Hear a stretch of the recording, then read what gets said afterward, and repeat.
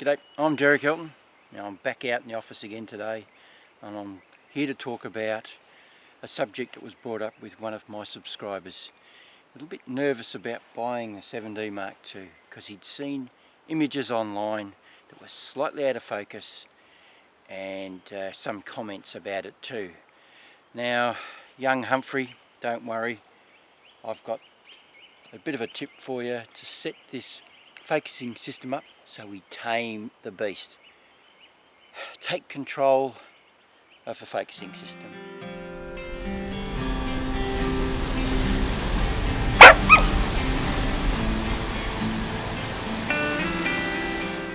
Now, with any wild animal, you need to take control over it. So we need to take control over the focusing system. And what I've done for starters is I've taken the focusing off the shutter button because it's such a hair trigger. And I think this is where people are getting into problems with not quite in focus shots, because the focusing lags behind sometimes. It's because it's such a hair trigger. So I'll wake the camera up, hit the Q button, that highlights my little camera icon, hit the set button. Now I can configure these buttons on how I want, what I want them to do for me. So I disabled the shutter button, took the focusing off it, so now all it does is metering and release the shutter. And then I assigned focusing to the star button. Now that gives me two AF buttons. So what's the theory behind having two? Well, I actually made a mistake the other day and hit the middle button, which I didn't have assigned to focusing, and of course it wasn't focusing. So I've made it that's my other focusing point to go to the other button, so that I don't make mistakes. I can be confident as I'm going to take a photo that one of those buttons will do the work for me. So back button focusing. I highly recommend it for this camera because now we have control over the focusing. We say when the focusing starts rather than the shutter button. So holding the camera down, you're walking around the scrub like I do in here. I have my thumb fairly close, you're just holding it like that. You see something coming across in the scrub and it's going to come out into an open spot, or birds you can see is going to jump onto a branch. You've already got your thumb on the button, it's tracking, and as you're lifting it up to your eye, you get to the eyepiece, it's already locked onto it, and you take a shot. So it's very fast, it's a very quick and easy method to do. So bang. Takes a little while to get into the rhythm, get it drummed into your head, but I've had this camera for 4 weeks now and it's pretty well ingrained in my mind. It's just becoming natural to do. So back button focusing, we have control. Now, because I'm in a dark environment, we need the flash to bring the light in. So 10 frames per second versus a recycling time of 2 seconds ain't gonna work. So what we have to do is take it out of continuous shooting and go into one shot. So we have control over the flash, the trigger's not blazing away taking shots that they're dark, there's no flash with it. And also our drive for the focusing, set it to all servo so that it continuously tracks. Now this camera is really good with environmental distractions. It stays on the focusing points, doesn't get distracted. Occasionally it might, but it still does the job really well. It's very impressive. So we have this camera now configured for us. We have control over it. Now we also have case scenarios. Now case one is your all-rounder. You can use it for weddings, where things are calm and not moving fast, so it's great for that. But what I use in here for my fast moving, erratic behaving subjects is case 4, and that is for erratic behaviour. So I have that set up with the third setting in, which is for tracking. I have that turned all the way up to 2 so that it's more stable. Now I have this configured really well for my environment. So for this environment, dark, fast moving subjects, I'm ready to go. Now if I'm going to do birds in flight, I have to change the case scenario to match. So case 3 is for birds that a bird will take off. They don't increase and decrease their speed, it's a constant speed. So that's what we would use case 3 for birds in flight. And we can use a lot more clusters of focus points. So we increase that so that it'll track it across the screen, because you know what it's like when you're trying to keep on a subject, it might move out of the centre, so having centre points, smaller ones, it mightn't be a good idea for that sort of situation. And that's the other thing that I use all the time in the forest is 9 points, so a cluster of 9. It works really well with even the smallest sort of subject. If it starts to move, then you'll keep it within those squares pretty easy. So that's how I have my focus points. You have quite a few selections there. I'll wake the camera up again.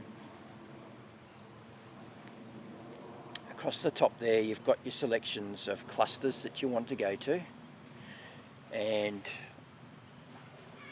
as you can see I've got 9 points. The next one back is 5 points. It doesn't seem to work as well for me. And then you have your normal one in the middle, which is a little bit too small for even the small subjects. So there you go. We now have control over the camera's focusing system, because it's quite extensive. There's a lot in there to learn about, but I've shown you how to take control of this camera to get accurate focusing. It's freezing out here, so I'm going to have to get this over and done with quickly. Now, there's 2 things that I've come across in here, little hidden gems that I didn't know about.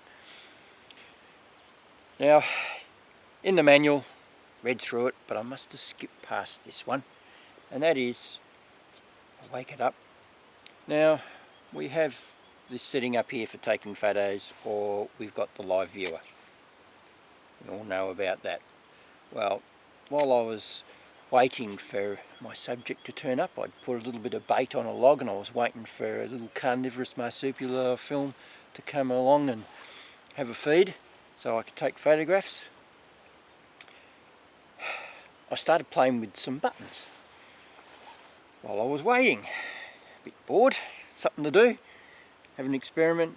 Well, I hit the stop start button when it was in the photo mode, and I got another screen, another live viewer, and that's made for taking photos, so it's a totally different window.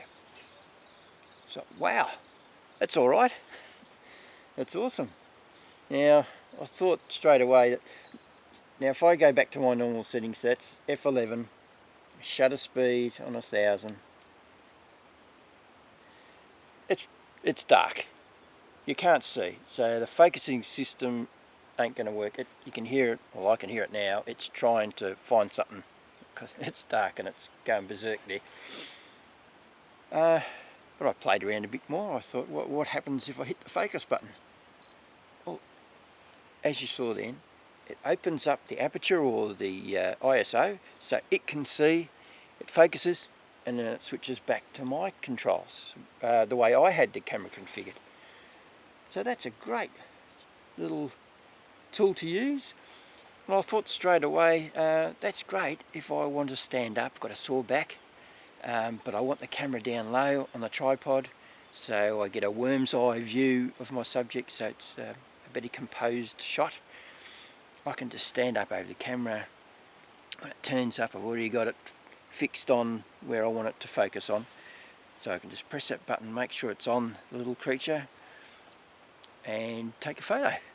So yeah, if the ground's wet, I don't have to get my ass wet. I can stand up, but it also gives me the opportunity to continuously look around, see if things are coming. That focusing system's giving me the shit, so I'll take that off for a second. So yeah, great little tool. I didn't know it was there, but I do now, and yeah, I think I'll be using it every now and then.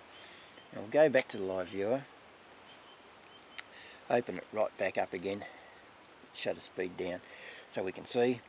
Now we also have the zoom tool for focusing, but what I'm going to use it for more than anything is a pair of binoculars, because we've got 10 times zoom, so that is massive. I've got the 70 to 300 millimeter L lens, which is meant for a full frame sensor, so we get a lot of cropping power, a lot of zoom power. So it's somewhere around 500 millimeter lens now. So to have 10 times zoom as well, that means if there's something scratching up there on a tree that's too far away from my eyes to work out what's going on, I can just zoom in on it, hand hold it, and use it as a pair of binoculars and check out what's going on up there. So that'd be great for not just here in the forest, but anywhere. So yeah, turn your camera into a good pair of binoculars. So what distances can we expect to get good focus in a dark and dim environment with the 7D Mark II? Well, I've found that it's no more than 4 meters. 4 meters, you're guaranteed that it'll be a sharp image. Now, it's a dark environment, so it's tough on any focusing system to distinguish an animal or a bird that has a low contrast colours. Now, most of the animals and birds in here have sort of camouflaged colours, so they blend in with the background a bit. But 4 meters, there's no worries with this camera. Beyond that, it starts to drop off a little bit. Depends on the subject. If it's a little bit more colour to it, a bit brighter, it'll pick it up, no worries. But 4 meters is generally what I'm looking at. So I'm walking around the forest going, okay, it's a bit too far away. I won't even bother taking a photo. Now within that, it's great. Do whatever you like. Shutter speed to whatever. I have a flash extender on, so it just boosts up the power a bit of the flash. Now the sensor in this is the thing that I love the most about this camera, because it frees you up so much. 5D Mark II can go over an ISO reading of 5, so 500 was its max. Then you start to get noise. Well, you don't start to get noise in this until after, well, around 3200 it starts to have a little bit, you can see in the background. So I usually stick with 1000 or 2000 ISO, so that frees me up a heap. I can do shutter speeds in any combination I like, 1000, 2000, 3000, depends on the distance of the subject, and same with the aperture. So mainly I'm walking around the forest, ready for anything to spring out. Shutter speed at a thousandth of a second, aperture around f11, ISO to 2000. So if something springs out at 4 meters, I'll drop. All I'm doing is changing my aperture.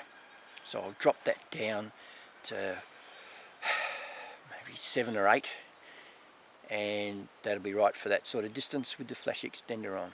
So there you go, there's the distances you can expect to get in a harsh environment with the 7D Mark II. Now here's a tough situation for any focusing system.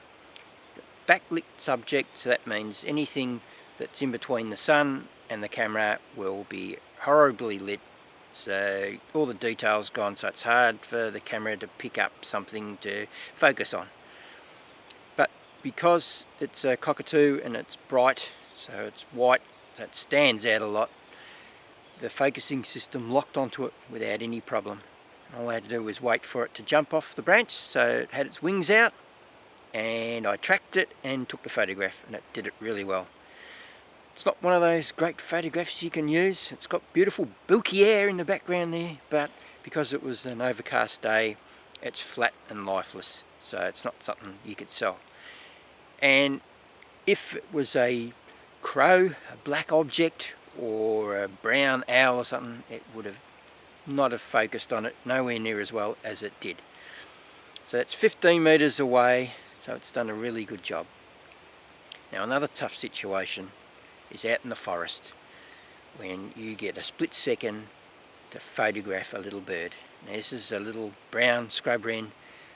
They hang around underneath all the undergrowth looking for worms and whatever, and then they jump out of the scrub onto a branch and then they fly off. So you got split seconds to nail it. Now because it was 3 metres away, it was in a good range for the lens to work in the dimly lit environment, and it did it really well. It had lots of distractions too, had all the branches around it, so there's only a small area for me to get focus on. Now it could have focused on that branch, but it didn't. It nailed the bird and it did a really good job. So there's two really hard environments, and it's come out looking really good. So there you have it. We now have the focusing system working for us, which is what Canon designed it for, so that we had full control over how it camera reacts to the wildlife or whatever. And I'm quite sure that this will have started a new revolution in focusing systems with Nikon and all the other camera manufacturers that will be racing out to have one as well for their mid-range cameras or the high-end ones, whatever. Now we also have a great pair of binoculars in there, as well as that illuminating screen when we're in live viewer mode for taking photographs.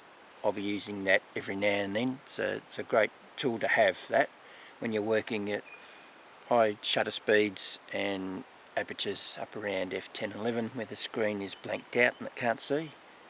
Illuminating like that is great. Now we've also got very high ISOs which free you up as well, so I'm loving that. Love the camera. So I hope you got something out of this little review on the focusing system. Now if you want to subscribe, just go down there and click on the subscription and you'll get notification whenever I do anything else. There's also a little icon down in the right hand corner there down the bottom with a little cow on it, and it'll take you to my channel where you can have a look at all the things I've been doing over the years. That's practicing at wildlife documentaries and the odd review. So anyway, I'll catch you around the place. See ya! And here are some of my favourite photographs that I've taken with the 7D Mark II.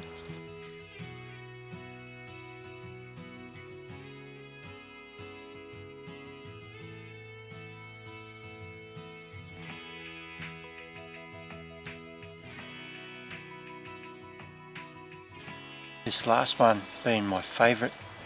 The eye is nice and sharp and clear, and that's what we're always trying to achieve. This is an old saying, you focus on the eye and get it sharp and clear, the rest will follow.